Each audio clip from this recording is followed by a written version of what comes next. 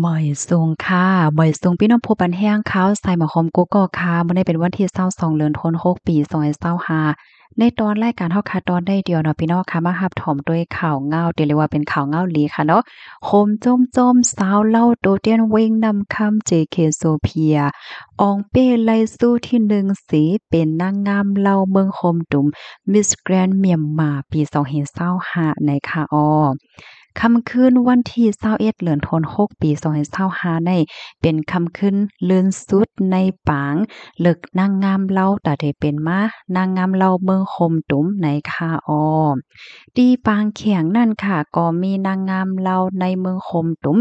27ก่อค่ะเหมือนจึงหนังสาวเล่าขางช้างย่างม้วนมานใต้เจ็มเจ้าในดังโตจื้อเว้งไผมันเสียก็เข้าเคแข็งค่ะอ้อนางงามเรา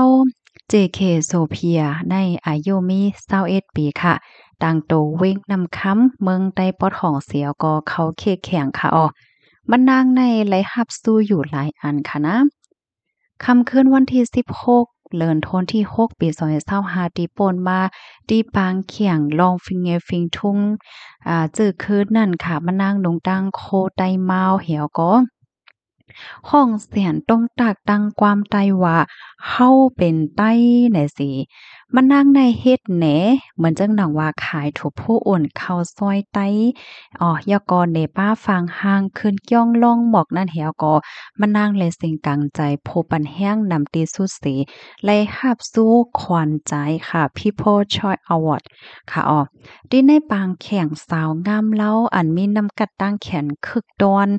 ในค่ำคืนวันที่19เดือนธันวาคมปี2025นั่นก็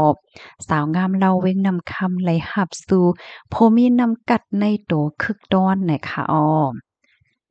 นางเล่า JK Sophia ในอายุอาสากมี21ปีอยู่ปอกก้องหนองจ้างเว้งนำคำเมืองใต้ปอดของค่ะ มานั่งไลคืนเฮ็นสีไลหาบโคดีโฮงเฮนลิกอังกฤษค่ะเนาะ Wall Street English Myanmar ยามเหลียวมานั่งในเป็นนางงามโตแดนเมืองโฮมตุม Miss Grand Myanmar เสเดไลตังโตเมืองโฮมตุมเหี่ยวก็เข้าแข่งเทียงนางงามลมฟ้า Miss Grand International ปี2025อันเดจัดเฮ็ดที่เมืองไทยในเดือนธันวาคมที่10ออกโทบา2025เดมาในว่าจังไหนค่ะ อ๋อค่ะอันนี้ก็ได้เลยว่าเป็นหน้าเป็นตาเมืองใต้เฮาเต้ๆค่ะเนาะสาวใต้เมืองใต้ฟิงไงฮิตฮอยใต้ว่าซังว่าเจ้าไหนน่ะค่ะพี่น้องค่ะรับถอมยอหันเถินจังหือพ้องค่ะเปิดตาแต่จังเป็นลองปันแห้งใจมานั่งแลเอากงมวนจ้อมลองตั้งคัดจะแลนำกัดตั้งแขนมานั่งนั่นย้อนให้พี่น้องค่ะจอยกันสะเปิ้นแพ่แชร์ก่อใส่กำค่ะยินจอมเมียนำค่ะอ้อหมอยทรงค่ะ